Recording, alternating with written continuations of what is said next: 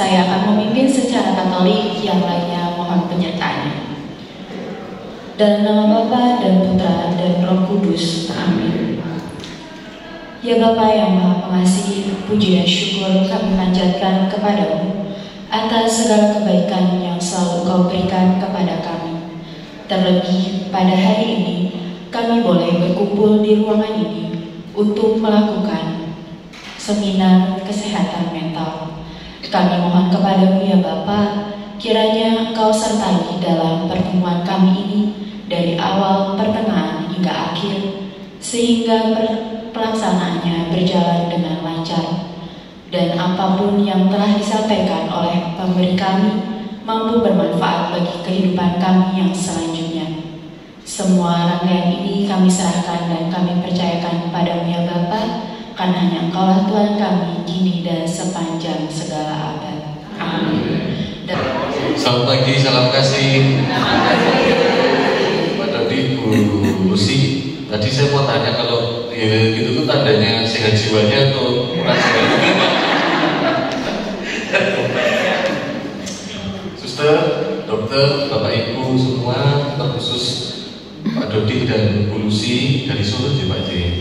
Dan rekan-rekan semua yang saya kasihi, selamat pagi, salam kasih, salam sehat untuk kita semua.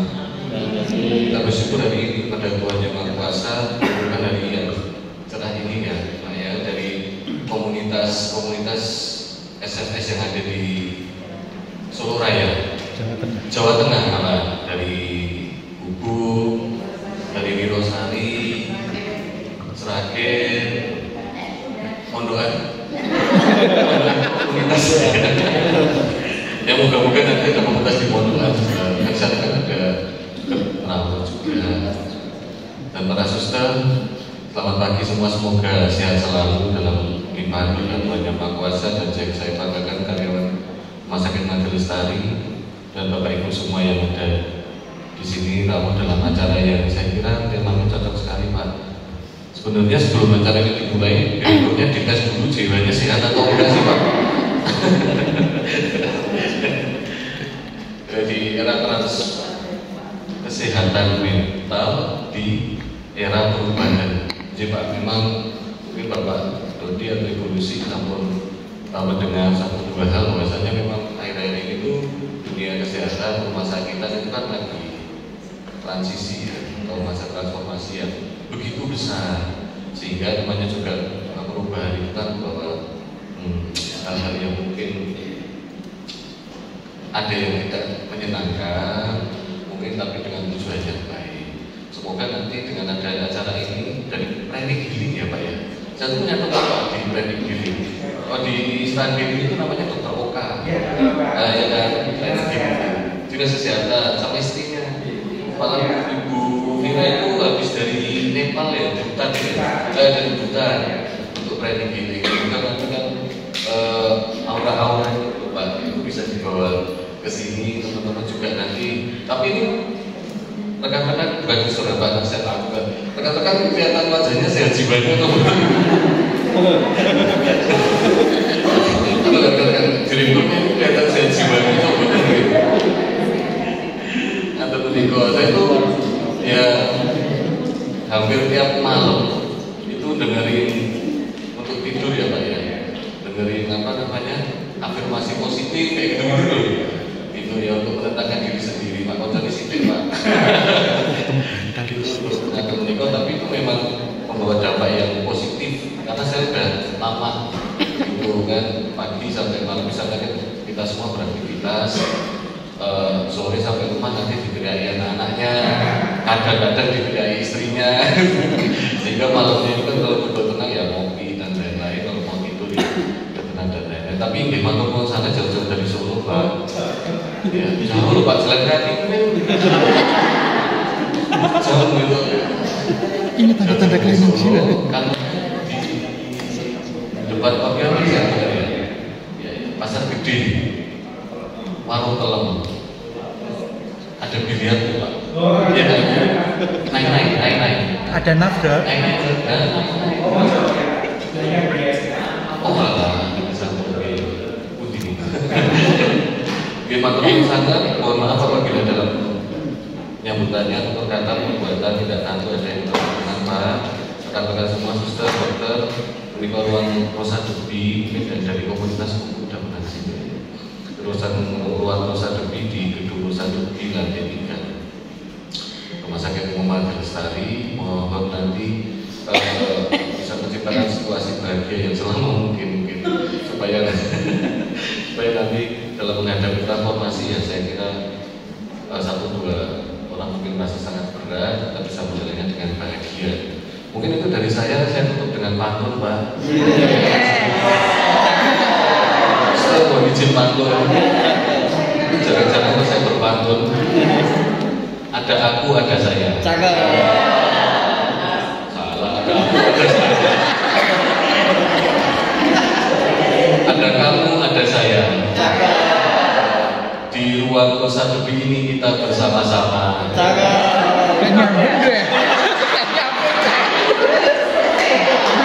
Semoga kita semua sehat jiwanya, sehingga bahagia selamanya. Terima kasih Dr. Indra. Semoga kita semua setelah seminar ini semakin sehat jiwa dan raganya. Bapak Ibu, untuk memperlancar kegiatan kita, sebelumnya kita bersama-sama menyanyikan Mars Ibu Rosa Debi.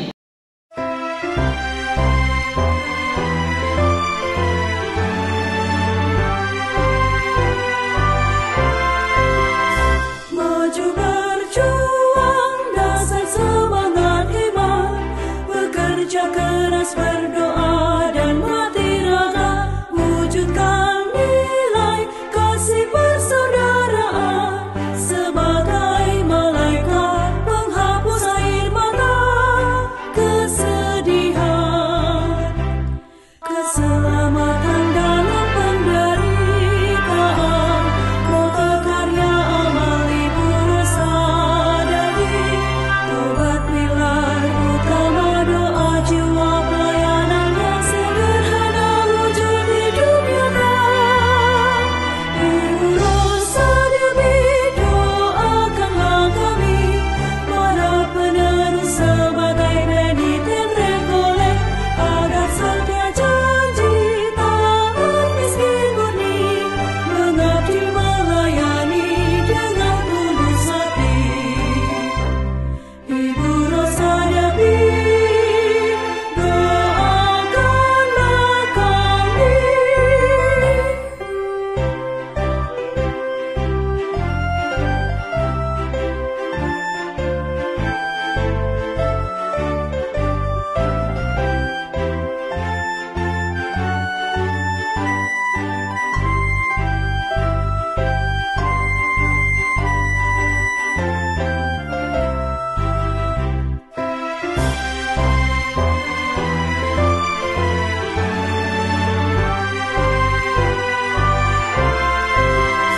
Maju berjuang, dasar semangat hebat, bekerja keras, berdoa dan mati raga, wujudkan nilai kasih persaudaraan sebagai malaikat penghapus air mata, kesedihan, keselamatan dalam penderitaan, kota karya amal Ibu Rosa Debi, tobat pilar utama doa jiwa pelayanan yang sederhana wujud hidup nyata.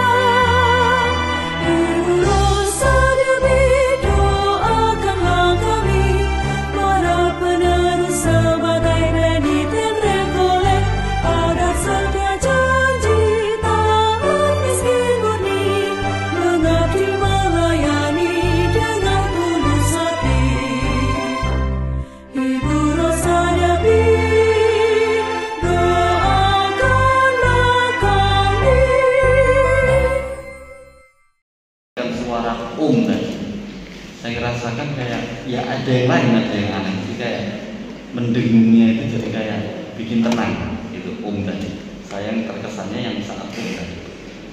bukan Terima kasih. Perasaan saya yang saya rawati ada rasa damai, kemudian tenang, dan bisa menikmati dan mengikuti. Terlebih tadi itu saya batuk. Tapi pada saat proses ini saya seperti merasa ringan di bagian dada dan juga seluruh tubuh itu seperti badan sangat terasa ringan. Meskipun ini udah biasa ya, tapi ini membantu saya lagi untuk mengulang kembali proses meditasi itu yang baik dan benar. Terima kasih. Terima kasih Suster. Karena saya tadi pas meditasi itu memang saya benar-benar mencoba untuk fokus benar serius gitu. Jadi saya lebih terasa kayak macam ada energi dari dalam sini, kayak macam menghubung ke atas gitu. Setelah selesai itu saya lebih tadi saya rasa ngeri di sini. Karena saya mungkin jujur orangnya lebih menyimpan. Jadi kalau misalnya saya kesal, saya marah itu harus disimpan gitu. Jadi lebih nyerinya di sini. Tapi tadi setelah melakukan meditasi itu secara fokus, serius, dan itu langsung hilang gitu, lega gitu, jadi ringan. Terima kasih. Saya mencoba untuk berdamai dengan segala sesuatu, dengan kesalahan saya, dengan orang yang menyakiti saya, dengan kehidupan saya, dan juga melepaskan itu semua ketika meditasi, ketika harus melepaskan itu semua juga berdamai dengan kematian, dengan kehidupan yang akan datang. Hanya itu yang saya dapat rasakan, cuma merasakan damai dan damai. Karena dengan meditasi ini kita bisa melepaskan, bisa memaafkan, bisa mencintai, bisa segala sesuatu yang saya rasakan. Jadi kuncinya adalah damai, itu aja. Terima kasih. Jadi waktu terlewat tidak apa-apa karena saking asiknya tadi ya, kita dapat wawasan baru. Baik, nanti kita masuk ke diskusi, boleh dari saya kiri atau kanan. Kita buka untuk dua pertanyaan, silakan dokter, suster atau bapak ibu silakan. Dokter Nori silakan. Betul. Yang menjadi pertanyaan yang pertama, untuk misalkan untuk brain healing ini kan beberapa ada, saya pernah kenal juga tentang Reiki, tentang miracle of breathing. Itu kan semuanya juga kurang lebih akan mengajarkan tentang teknik pernapasan ini. Kakak-kakak sekalian, saya mau bertanya, kira-kira apa sih yang menjadi kekhasan dari brain healing ini dibandingkan dengan Reiki, miracle of breathing dan lain-lain itu? Lalu yang kedua, tadi kakak-kakak sekalian sempat menceritakan juga tentang Qi. Saya dulu memang ketika kuliah sempat dapat kesempatan buat belajar tentang pengobatan tradisional kakak-kakak, dan saya sempat dikasih tahu juga tentang akupuntur. Akupuntur itu juga kadang-kadang kita memodifikasi Qi juga ya, seperti itu.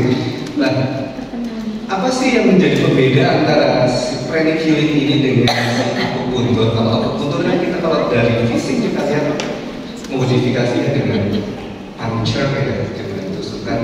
Lalu untuk pranic healing ini apakah memang yang ditusuk itu yang sama atau gimana gitu? Ya, mungkin itu kata-kata sekalian Kak Lucy dan Kak Dodi. Terima kasih banyak buat kesempatannya siang hari ini. Kalau saya dapat penjelasan seperti tentang beberapa ini, saya akan sangat senang sekali. Betul. Jadi bedanya dengan Reiki atau yang lain-lain apa? Ini sekaligus menjawab dua pertanyaan ini bersamaan. Jadi pranic healing itu adalah kalau namanya di dalam kedokteran Cina adalah medical Qigong. Ya, jadi Qigong yang untuk kesehatan. Ya. Jadi dasarnya sebenarnya kalau Anda belajar akupuntur atau bahkan yang namanya TCM itu dasarnya adalah energi Pak. Jadi pengobatan TCM itu kan energi tubuh kita itu dilambangkan ke dalam 5 unsur. Ada unsur api, unsur air, unsur besi, apalagi tanah, satu lagi kayu. Nah, itu sebenarnya adalah simbol. Jadi bukan misalnya, oh ini kekurangan unsur tanah, waduh, cari tanah liat di mamah, kenapa ada? Atau kurang unsur api ini, oh panas sih, nah seperti itu. Jadi misalnya kalau unsur misalnya unsur air itu berkaitan dengan fungsi ginjal, misalnya gitu. Kemudian kalau api itu mungkin kaitannya dengan bukan dengan organ-organ, kalau kaitannya dengan kesehatan dan paru-paru dan sebagainya. Jadi itu sebenarnya ada kaitannya dengan energi. Selama 5 unsur atau energi tubuh kita ini seimbang, maka orang itu dalam kondisi homeostatis, di mana tubuhnya itu bisa menyembuhkan dirinya sendiri. Gitu. Tapi begitu tidak seimbang, kemampuan untuk menyembuhkan dirinya akan rendah. Nah, yang dilakukan dalam kedokteran Cina adalah menyeimbangkan. Kalau dengan TCM tadi kan ukuran unsur api, maka dicari bahan-bahan herbal atau mineral yang bisa meningkatkan unsur api dalam tubuh. Kalau kurang unsur air, tingkatkan unsur air. Tapi kalau apinya terlalu kuat, kurangi apinya. Jadi intinya menambah atau mengurangi, tujuannya untuk menyeimbangkan. Akupuntur sebenarnya juga sama, tapi mereka bekerjanya di titik-titik akupuntur. Mana sih titik akupuntur yang terlalu kuat, mana titik akupuntur yang lemah? Karena titik akupuntur itu sebenarnya adalah pusat-pusat energi yang fungsinya memberi energi ke organ-organ. Ibaratnya rumah kita, kalau sampai dari suplai PLN listriknya kurang, lampu di rumah bagaimana? Redup, jadi redup. Nah, kalau tubuh kita, kalau redup itu bagaimana? Fungsi organnya tidak optimal. Nah, kalau redup sekali, tubuh akan membuat prioritas nih. Wah, ini yang penting harus hidup dulu lah. Yang penting jantungnya nyala, sementara fungsi ginjalnya dikorbankan atau fungsi livernya dikorbankan. Jadi nanti ada penyakit tertentu. Maka bagaimana membetulkan? Ya udah, listriknya dinaikkan. Kalau listriknya normal, maka fungsi-fungsi tubuh organ bisa normal kembali, bisa homeostatis kembali, maka dia bisa menyembuhkan dirinya sendiri. Maka prinsipnya begitu. Nah, pranic healing itu adalah teknologi yang paling mutakhir dari akupuntur. Karena kita ini bekerjanya tetap di akupuntur, tapi tidak memakai jarum. Jadi ini adalah ilmu kedokteran Cina yang kuno sebenarnya, tapi sangat dirahasiakan. Hanya orang-orang tertentu yang dulu yang kenal mungkin dokter-dokter kerajaan saja. Tapi ini mulai dikenalkan pada khalayak ramai mulai tahun 87. Jadi tetap bekerjanya di titik akupuntur, tapi tanpa jarum, pakainya zinc. Begitu, Dokter Nori. Jadi ke depan, kalau di luar negeri memang sudah masuk komplementer medis. Nah, karena di Indonesia belum masuk komplementer karena memang belum ada pendidikan formalnya. Sementara ini kita masih jaga sebagai tradisional. Jadi kita pakainya STPT. Ya, tapi sudah mulai sekarang dirintis, mulai dibagi tadi di Rumah Sakit Provinsi Sarawak. Mereka sudah ada para dokternya juga melaksanakan pranic healing, dan banyak juga dokter-dokter bahkan dokter spesialis mempraktekkan pranic healing. Begitu Dokter Nori, semoga memberikan pencerahan. Terima kasih. Sangat menarik sekali untuk materi yang diberikan kepada kami, khususnya kami dari staf pelayanan kesehatan Rumah Sakit Umum Lestari. Mungkin yang bisa saya ingin tanyakan, mungkin nanti ini pertanyaan untuk Ibu Lucy terkait dengan stres tadi. Ini kan respon alami dari tubuh. Stres itu juga dibutuhkan oleh tubuh kita. Bagaimana kita mengetahui ketika stres yang kita lakukan yang membuat vibe positif itu dengan maksudnya seperti apa Bu yang stres yang kita butuhkan yang untuk positif kita. Kemudian yang kedua, tadi saya ada kalimat terakhir di happy mind, happy life. Mungkin terkait dengan happy mind, ini kan tadi temanya kesehatan jiwa terkait dengan kesejahteraan mental. Kebetulan kita sebagai seorang pelayan di kesehatan, khususnya untuk inputnya kita pasien. Kalau saudara kita yang di pendidikan, inputnya mungkin anak didik. Nah, bagaimana kita ini di lingkungan yang berhubungan dengan pasien, kita bisa membangun happy mind dengan adanya perubahan. Tentunya tadi banyak disampaikan penyebab stres, adanya pekerjaan yang menumpuk, mungkin dan lain sebagainya. Tapi yang dari pekerjaan ini kecuali yang menumpuk tadi adanya perubahan kebijakan. Ini hanya sebagai contoh, mungkin terjadi ketidakseimbangan antara punishment dan reward. Bagaimana perlakuan kita untuk tetap menjaga coping kita terhadap stres, karena kita ini hidup untuk memberi pelayanan yang damai, terutama untuk pasien yang sakit. Untuk Ibu Lucy, 2 pertanyaan. Kemudian untuk pertanyaan Pak Budi, mungkin bisa lanjut bawah. Tadi disampaikan bahwa penerapan teknik healing terhadap pasien pasca operasi ini bisa diterapkan. Yang mau saya tanyakan, untuk treatment teknik healing terhadap pasien operasi ini, mungkin setelah operasi ini frekuensi diberikan treatment ini berapa kali? Kemudian apakah indikator bahwa si pasien ini merasa bahwa apa yang kita berikan dari teknik healing ini berhasil? Kemudian yang pertanyaan terakhir terkait dengan budaya menyalahkan. Dan saya sempat mendengar dari Bapak Bayu di pendidikan, mungkin sama saja di kesehatan juga ada, bahwa blaming kultur ini mungkin masih kental ya. Bagaimana sikap kita, karena budaya menyalahkan ini mungkin bisa menjadi salah faktor stres ya, karena penerimaan atau pertahanan stres terhadap diri kita masing-masing itu bentuknya berbeda-beda, dan caranya pun kita juga berbeda-beda, karena kita manusia yang unik ya, sehingga kita menerimanya itu berbeda-beda. Bagaimana budaya blaming kultur ini bisa minimal, dan yang lebih dikedepankan itu terkait dengan pertahanan stres. Terima kasih Bapak Ibu. Dengan Ibu siapa tadi? Kepta. Terima kasih banyak Ibu pertanyaan. Saya senang kalau pertanyaan terstruktur gitu. Oke, kalau dari saya mungkin saya langsung menanggapi dua-duanya saja. Apa bedanya? Bagaimana kita tahu stres itu sudah cukup atau berlebih gitu ya tadi Bu ya, intinya. Yang jelas ada kondisi seperti ini. Jadi harusnya stres yang sehat itu adalah seperti gini, parabolanya begini. Dari situasi normal naik lalu turun lagi menjadi normal lagi. Nah, tetapi kebanyakan sekarang adalah dari normal naik turun naik begitu. Jadi sebenarnya kondisi yang ideal adalah normal naik turun normal kembali begitu. Jadi memang akan ada kondisi-kondisi seperti itu. Paling mudah stres yang paling mudah kita rasakan seperti ada ketika kita naik roller coaster. Naik pertama kan normal, ketika belok rasanya deg-degan, berdebar-debar, itu adalah normal stres respons tubuh kita. Tapi ketika sudah selesai ya sudah kita deg-degan, tapi 5 menit kemudian mungkin sudah normal kembali, kecuali yang punya takut mungkin ya. Tapi harusnya kan sudah normal kembali.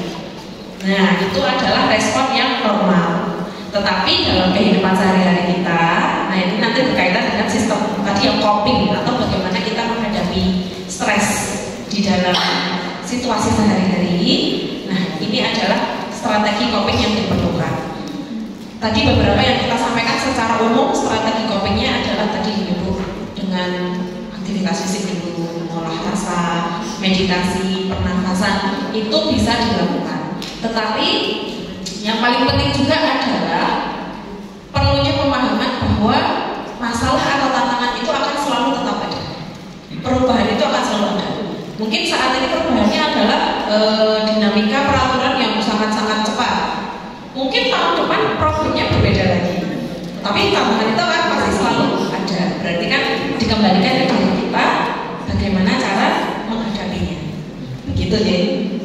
Jadi kembali ke dalam. Kadang-kadang ada hal-hal yang tidak bisa kita rubah. Seperti perubahan manajemen pasti kita tidak bisa mengatur. Perubahan peraturan pemerintah pasti kita tidak bisa mengatur. Kita hanya biasanya mendapatkan mandat gitu ya. Nah, yang bisa kita rubah adalah bagaimana respons kita menghadapi perubahan yang sangat cepat ini. Responnya satu ya tadi, jangan menyalahkan tantangannya. Karena tantangan itu pasti akan selalu kedua bisa lakukan cara-cara tadi untuk coping. Itu tadi cara-cara yang paling ringan lah, P3K-nya yang tadi disampaikan di awal tadi adalah P3K-nya. Nah, untuk yang lebih permanen bisa gunakan cara yang disampaikan Pak Dodi tadi. Ngaten deh? Nih, kita lanjut Pak Dodi. Oke, jadi stres itu efek samping dari pekerjaan. Ya, kenyataannya tidak ada pekerjaan yang tidak bikin stres, termasuk bahkan menjadi seorang biarawati pun ada stresnya kan? Begitu. Nah, tapi ibaratnya begini, seperti halnya kalau kita setiap hari pergi keluar rumah, badan kita kotor. Ya, ada kan terkontaminasi kuman penyakit. Apa yang Anda lakukan setelah pulang? Mandi. Nah, kalau sudah mandi kan segar lagi, bersih lagi.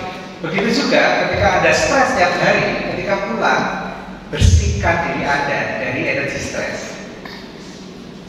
Jadi Anda mandi secara energi atau mandi spiritual, ini akan buat Anda segar lagi, sehat lagi. Karena apa? Yang bisa kita kontrol itu diri kita. Kita nggak bisa kontrol eksternal.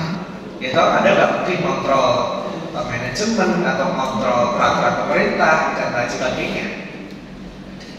Ya, maka satu keterampilan di zaman sekarang adalah kita harus menjadi orang yang disebutnya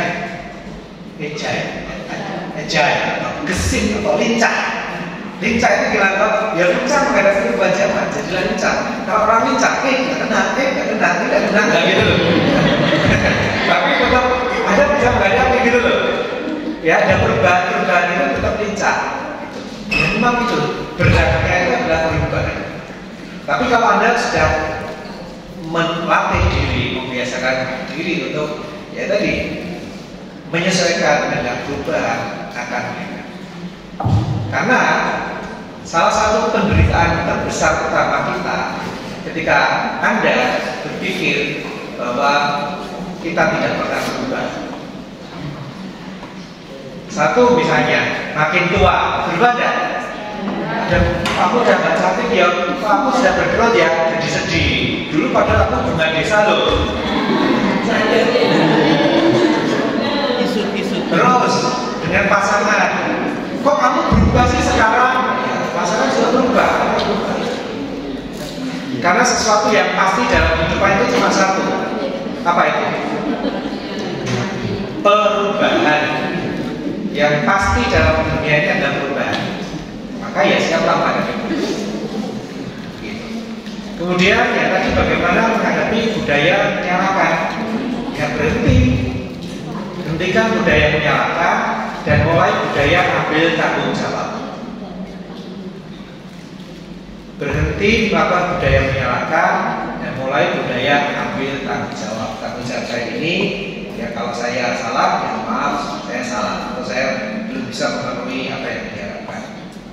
Itu akan lebih baik dibandingkan kita menyalahkan tuh dari soalnya suami saya itu anak saya apa itu bahkan alasan itu yang kita buat itu juga menyalahkan faktor eksternal loh. Kadang-kadang kalau kita bikin alasan, misalnya lo kok terlambat, iya ini macam, nah itu kan juga menyalahkan. Menyalahkan macam. Kan begitu. Nah, kita coba sadari dulu, kita masih juga selalu menyalahkan atau enggak? Kalau kita dalam diri sendiri aja masih suka sering menyalahkan, apa yang kita lakukan pada orang lain akan kita terima. Maka kalau Anda tidak ingin disalahkan, berilah Anda sekarang berhenti membuat alasan atau menyalahkan hal yang sifatnya eksternal. Ini tidak mudah, tapi perlu dicoba dan dipelajari. Operasi itu biasanya kalau operasi, misalnya kita tangani kemarin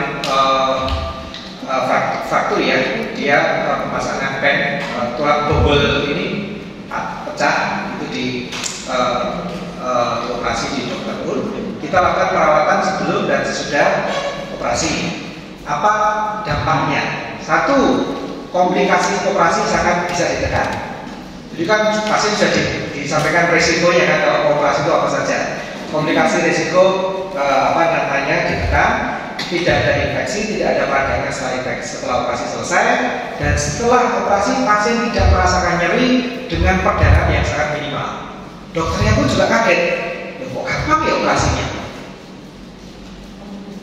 Kemudian pasien pulangnya juga lebih cepat. Pasiennya pulangnya lebih cepat, jadi mengurangi penderitaan pasien dan mengurangi biaya juga. Terus yang kita lakukan cukup sehari sekali terapinya. Beda dengan kasus-kasus yang sangat berat yang pernah kita tangani. Salah satunya, Anda pernah mendengar kasus David Ozora? Ya. Anak yang ditendang kepalanya dan mengalami cedera otak. Ya, pada waktu masuk rumah sakit kondisinya sudah koma. Angka apa ya? Kesadaran itu kok CGS atau CGS? GCS-nya 3. Pada waktu masuk rumah sakit 3 itu koma kan? Nah, beberapa hari tidak ada kenaikan. Nah, kebetulan siswa kami ada yang kenal dengan Pak Ju, papanya Pak Junatan. Ya, kontak, mau nggak dibantu healing. Akhirnya dia bersedia, pokoknya ini ikhtiar semua yang dilakukan gitu. Maka kita lakukan healing secara jarak jauh, karena kan pastinya di Mayapada Jakarta, kita ada di mana-mana. Nah, pranic healing itu salah satu keunggulan bisa dilakukan secara jarak jauh. Karena beliau kan di ICU, kita nggak mungkin datang ke ICU gitu. Kita lakukan healing, dan dalam waktu 2 hari GCS itu meningkat sangat pesat. Dari yang 3 menjadi 5, kemudian jadi 8, sampai dokter mengatakan ini mukjizat. Karena nggak mungkin biasanya seperti itu. Karena dokter sebenarnya sudah mengatakan nanti kemungkinannya vegetatif. Tapi kenyataan yang kita lihat terjadi perubahan yang sangat cepat itu karena di healingnya sehari 8 kali. Kalau koma itu karena ini mengejar kerusakan permanen, dan kita juga melakukan regenerasi, terus makanya dosisnya lebih banyak. Jadi perawatan kita sudah seperti intensif, seperti ICU, dilakukan 8 kali sehari. Dan seperti Ibu Bapak saksikan sendiri, pada akhirnya setelah 3 bulan si David keluar dari rumah sakit bisa jalan kaki. Yang memang memorinya masih sedikit berkurang, tapi bisa balik hidup, bisa berkomunikasi normal, melakukan aktivitas normal, itu sudah mukjizat secara medis. Demikian, dan ini tidak pernah ditulis di sosial media tentunya, karena ya hanya tahu sama tahu. Begitu, terima kasih. Terima kasih. Ini saya baru mengenal, karena kalau saya udah lama dulu bukan berguru ya, diajarin sama romo-romo itu untuk massage. Jadi dengan 7 cakra. Jadi ya, kalau misalnya kalau misalnya pusing atau yang ringan-ringan sih, pakai kepala. Tapi akhir-akhir ini banyak cakra 6 yang diminta. Gitu. Nah, apakah hampir sama tekniknya? Baik, tekniknya kalau di pranic healing tanpa sentuh, tanpa pijatan. Beda.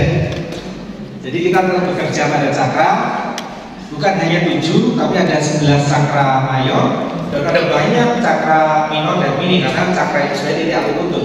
Kalau Anda belajar akupuntur, ada ratusan titik akupuntur. Begitu. Terima kasih. Saya mau bertanya, setiap hari kita kan bekerja berhubungan dengan orang lain. Nah, yang ingin saya tanyakan adalah, ini hal yang sering saya alami. Misalnya kita bertemu dengan teman kita bekerja, itu dia sudah datang marah-marah kayak tadi, stres. Nah, itu gimana caranya supaya kita itu tadi tidak tertular stresnya, dan kita juga bisa mengendalikan, paling tidak bisa membantu teman kita itu untuk mengurangi stresnya atau menurunkan stresnya. Begitu Pak, terima kasih. Memang tadi satu yang bisa kita lakukan adalah kita harus memandangnya dengan penuh kasih. Kalau ada orang baru datang marah-marah, ini stres dari mana ini? Stresnya berarti dari rumah atau di kantor? Biasanya dari rumah sudah stres. Jadi kalau menghadapi seperti itu, jangan dihadapi secara serius, ya, jangan dimasukkan ke hati. Tapi ya buat canda itu ini itu aja. Jadi jangan menambah bahan bakar stresnya. Kalau dia marah-marah, jangan terus marah. Tapi gitu aja. Itu jadi didinginkan, didamaikan. Itu, ya ini butuh skill. Gak ada satu resep yang paling berjalan. Pertanyaan saya sederhana Pak. Tadi yang pertama senam yang untuk melepas gerak-gerak kebencian itu, apakah itu urut seperti itu? Nah kalau urut seperti itu nanti kami diberi karena tadi kan saya gerak-gerak kebencian kita itu. Kemudian yang kedua itu tarik nafas, berhenti, hembuskan, berhenti. Ya, itu manfaatnya untuk apa? Kenapa harus berhenti? Lalu yang ketiga, pengalaman Bapak mendampingi putranya yang alergi lalu bisa terbebas. Itu mungkin diceritakan lebih sedikit jelas begitu Pak. Karena menurut ilmu lain itu katanya kalau melatih pernapasan ini juga itu bisa mempercerdas khususnya untuk anak, bisa anak lebih cerdas dibandingkan dengan anak yang tidak bisa latihan atau tidak mengalami latihan pernapasan. Terima kasih. 8 pagi selesai jam 4 sore selama 2 hari. Nanti itu diajarkan itu teknik healing, teknik pernafasan, teknik meditasi komplit. Nanti kalau ada kesempatan monggo suster, kami udah suster belajar. Tapi kalau supaya suster malam ya kita berikan penjelasan singkat. Ya, untuk olahraga tadi itu memang didesain urut dari atas sampai bawah. Karena apa? Mata ini yang paling jarang kita olahragakan mata. Pernah olahraga mata nggak?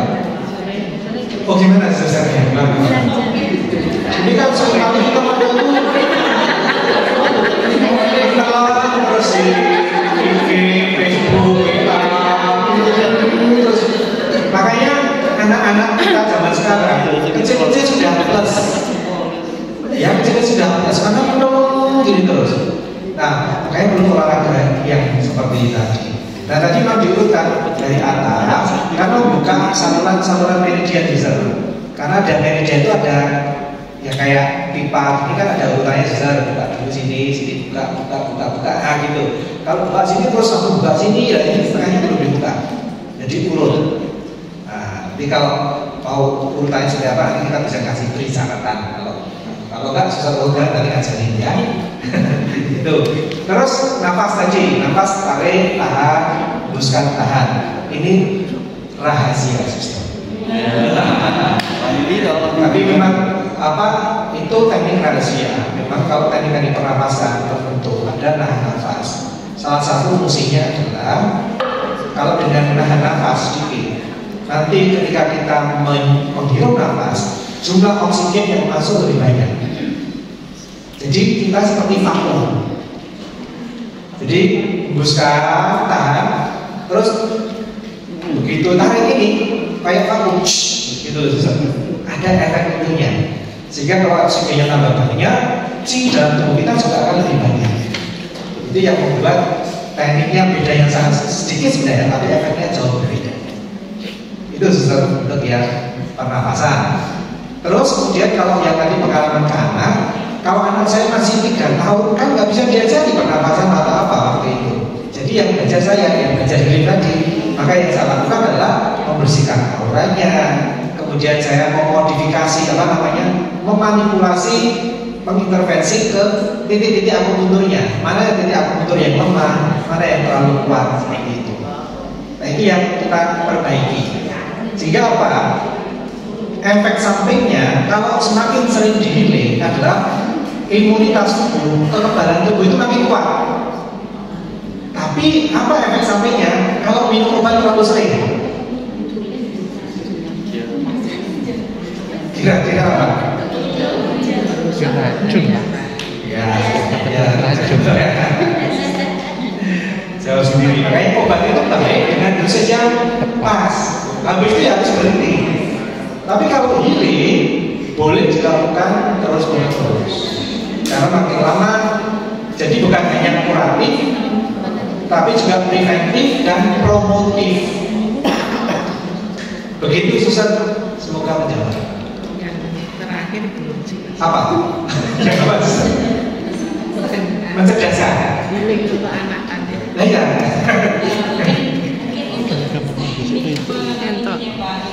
Kalau anak bapak tadi kan untuk Iya.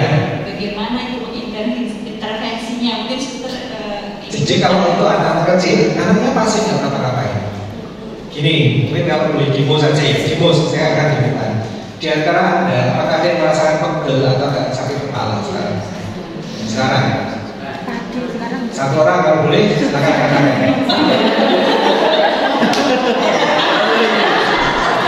Suruh maju katanya. Boleh. Apa Pak? Pusing. Sekarang masih pusing. Laper gitu.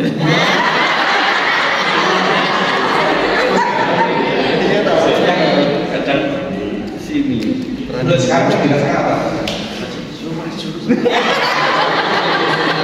Enggak terasa pusing atau berat atau apa?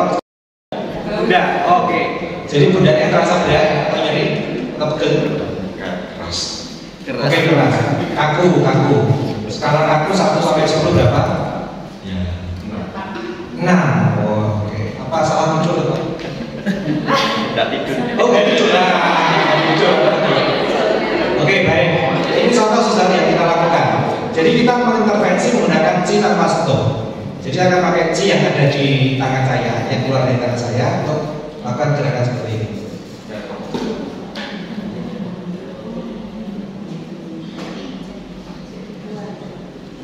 Jadi kalau ini anak saya, dia nggak apa-apa sudah, cuma diam aja. Tidur. Kalau pasien tadi yang habis operasi ya diam aja, rasanya nggak apa-apa.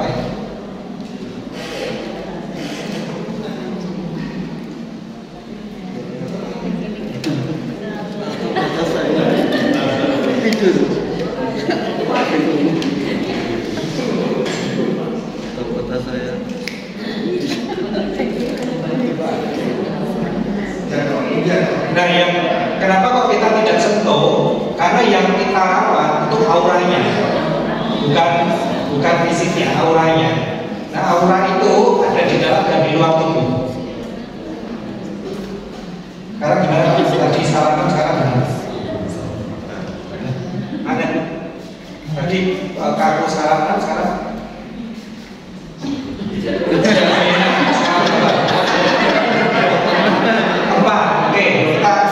Ini baru kita bersihkan. Sekarang kita tambahin G.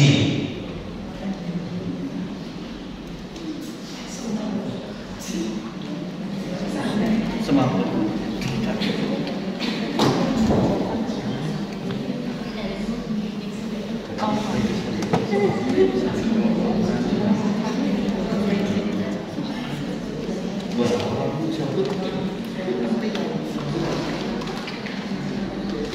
Baik, sekarang berapa?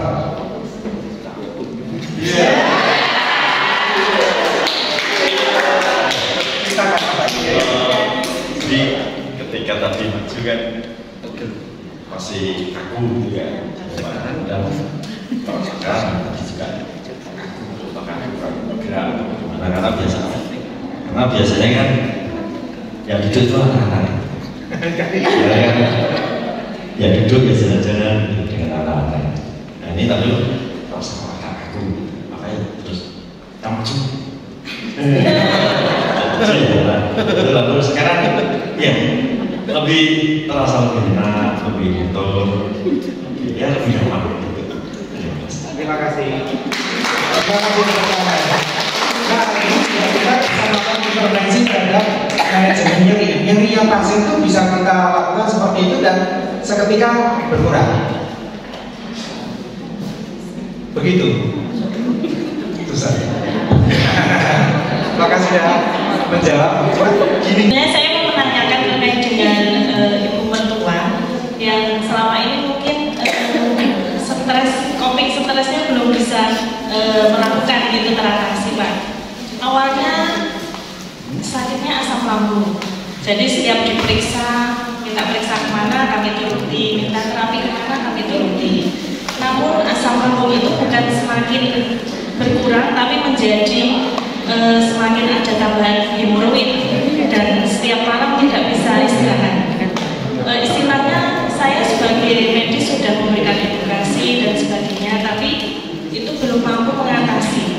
Sampai saat ini setiap hari hanya mengeluh yang kakinya menjadi kesemutan dan sebagainya.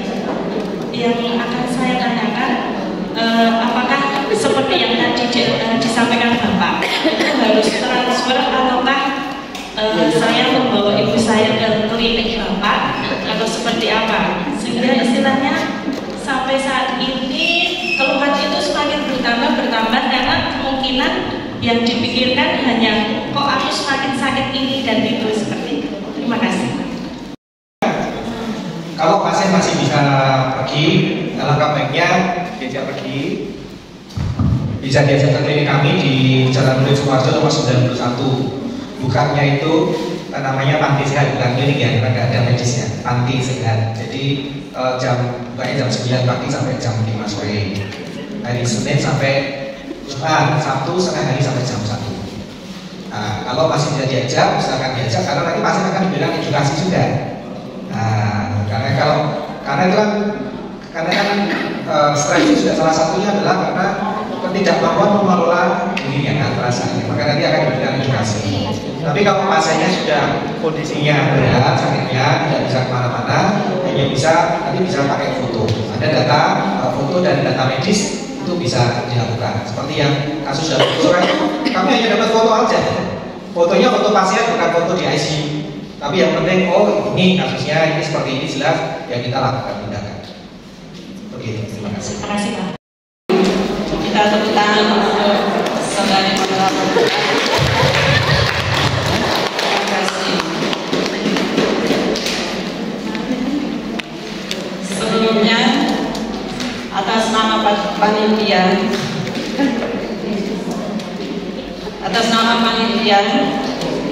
kami mengucapkan terima kasih banyak kepada narasumber kita yang sangat-sangat luar biasa.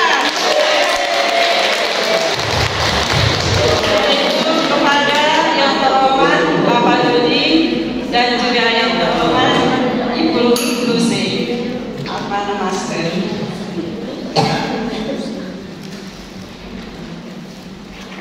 Dan tak lupa juga tentu dari kami panitia, mewakili panitia, berharap semoga kita semua yang sudah mengikuti seminar dari awal hingga siang hari atau sampai selesai, kita sungguh-sungguh mendapatkan bukan hanya ilmu, tetapi kita mulai mempraktekkan dalam diri kita.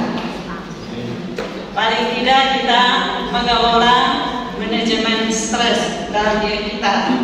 Dan dari apa yang disampaikan oleh Pak Dodi maupun Ibu Lucy, saya coba juga mengambil kata stres.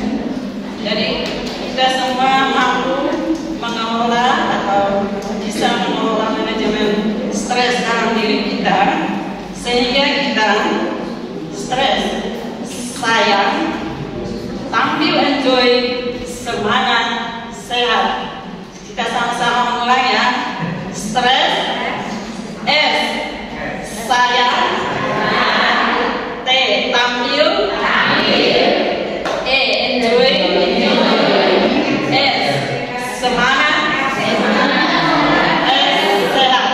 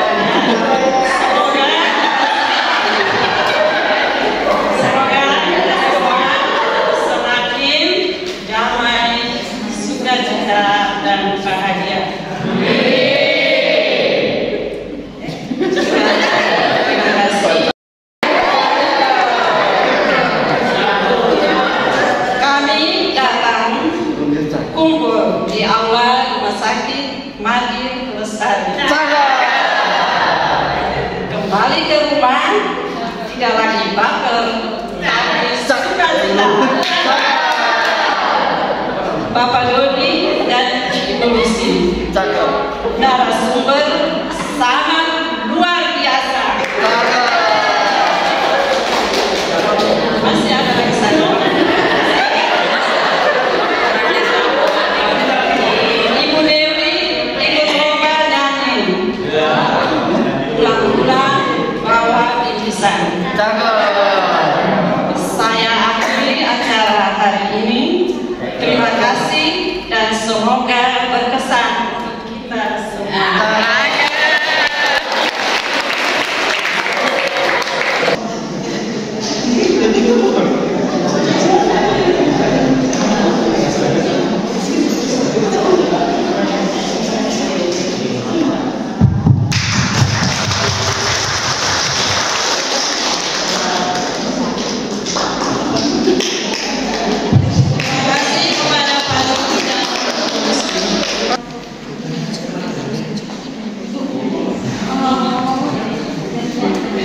Tiga, dua, satu.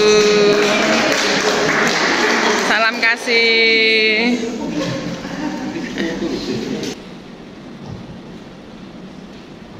Dalam nama Bapa, Putra, dan Roh Kudus. Amin. Allah Bapa yang Maha Kudus dan Maha Kuasa, kami bersyukur kepada-Mu ya Tuhan atas penyelenggaraan-Mu dalam kehidupan kami sampai saat ini.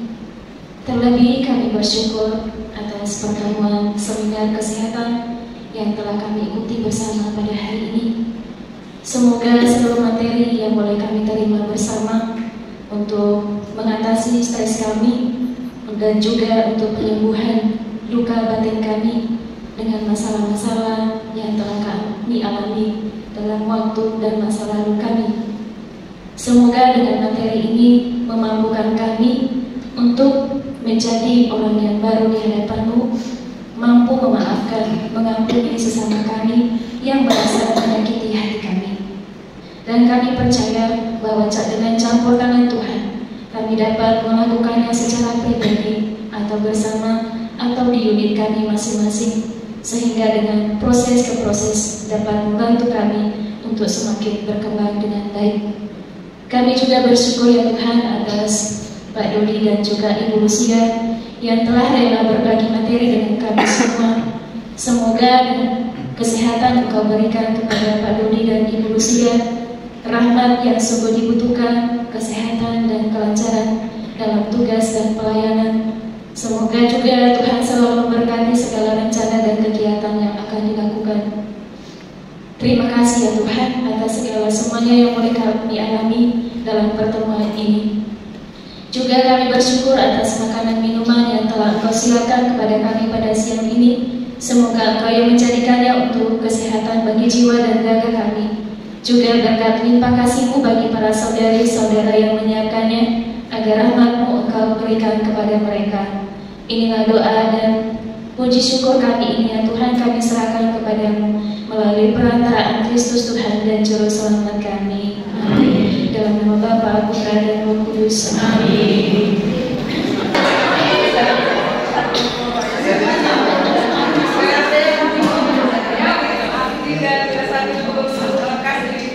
Ya, terima kasih.